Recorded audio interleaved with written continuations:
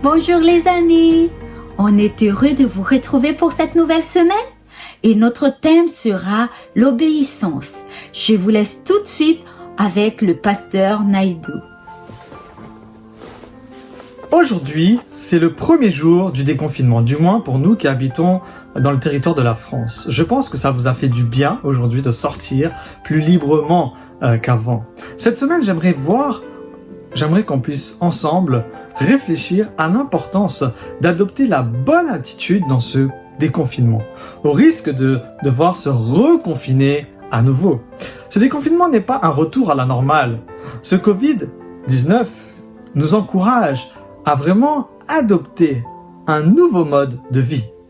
Peut-être que justement, durant ce confinement, nous avions eu du temps pour développer, pour mettre en place des habitudes saines. Et la tendance la plus facile serait de recommencer notre vie comme avant, de repartir dans le train-train d'avant. Nous devons apprendre du passé, nous devons apprendre de ces expériences, de ce confinement pour nous imposer les changements nécessaires, afin de garder vraiment ce qui est essentiel, ce qui est bon, ce qui est meilleur pour moi. J'aimerais partager avec vous ce texte de Paul dans la lettre qu'il a écrite à l'église d'Éphèse. Prenez donc garde de vous conduire avec circonspection, non pas comme des insensés, mais comme des sages. Rachetez le temps, car les jours sont mauvais. C'est pourquoi ne soyez pas inconsidérés, mais comprenez quelle est la volonté du Seigneur. Paul nous met en garde ici. Nous devons être prudents, faire attention afin de faire bon usage des opportunités qui sont sur notre chemin. Par exemple, avec ce déconfinement, de prendre des décisions beaucoup plus sages. Cela sous-entend que nous ne devons pas agir justement comme des sots, comme des personnes qui n'ont pas de sagesse, comme des personnes qui ne savent pas utiliser leur intelligence pour prendre de bonnes décisions. Parce que Paul nous dit que les jours passent, et ces jours-là, nous ne les récupérons jamais s'ils sont mal utilisés. Nous ne devons pas agir justement de façon téméraire, mais nous devons faire preuve de bon sens. Autrement dit, Paul nous conseille ici, si je reformule, nous devons amener la volonté de Dieu dans notre vie. Entre autres, ça voudrait dire, aligner ma volonté sur celle de Dieu. Donc, si nous agissons imprudemment durant ce déconfinement, qu'est-ce qui se passe? Nous allons accentuer le risque, augmenter le risque qu'il y ait à nouveau une deuxième vague. Quand nous regardons, les gens qui sont efficaces découvrent ce qui est vraiment essentiel et ce qui est non essentiel. Ils passent plus de temps à faire les choses essentielles et moins de temps sur des choses futiles. Cela peut sembler facile quand on le dit, mais franchement c'est très difficile. Parce que vous savez, il est beaucoup plus difficile de choisir ce qui est mieux par rapport pour moi que ce qui est facile à faire pour moi. J'aimerais donc vous encourager à maximiser votre temps, choisir le meilleur. Passons notre vie sur la mission que Dieu nous a envoyée, la raison pour laquelle nous sommes ici. Cette semaine, nous verrons donc ô combien et pourquoi nous devrions nous attarder dans tous les aspects de notre vie à l'obéir, à le suivre, à écouter la volonté de Dieu, car c'est tout simplement capital pour notre survie. Quand le peuple d'Israël traversa la mer Rouge et marcha pendant 3 jours dans le désert, ils vont finalement trouver une source d'eau. Mais cette source d'eau, à Mara, c'était une source d'eau amère, autrement dit non potable.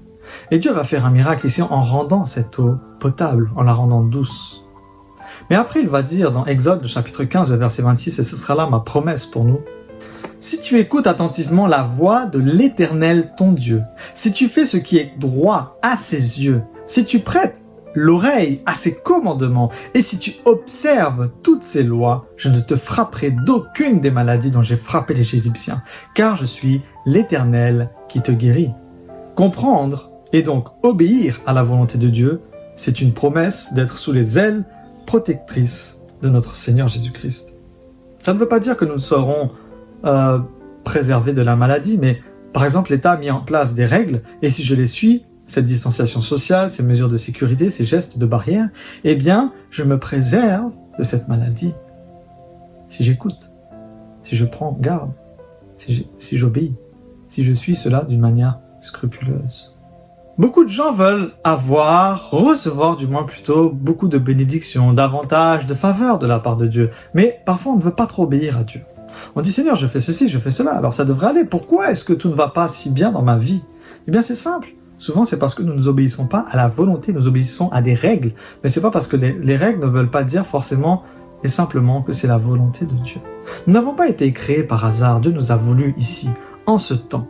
Peut-être que trop de choses ont rempli notre vie avec le temps. Et nous devons prendre cette décision d'éliminer ces choses qui nous encombrent. Éliminer les choses qui prennent trop de place dans notre vie. Ce temps de confinement nous a permis peut-être de révéler ce qui était essentiel, ce qui était prioritaire et ce qui était vraiment futile, inutile, une perte de temps colossale.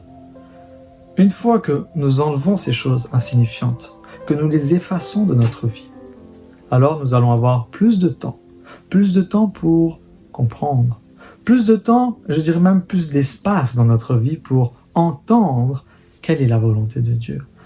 La promesse de Dieu, si vous entendez, si vous écoutez, alors vous serez richement bénis. C'est là mon souhait et ma prière pour vous. Que le Seigneur vous bénisse. Amen. Obéir à Dieu nous protège et nous procure une bénédiction abondante. Donc ma prière pour nous aujourd'hui, c'est que le Saint-Esprit puisse nous aider à nous soumettre envers ce Dieu si merveilleux et aussi nous aider à accomplir la volonté de Dieu chaque jour. Que Dieu nous bénisse tous et je vous donnerai rendez-vous à demain. Au revoir.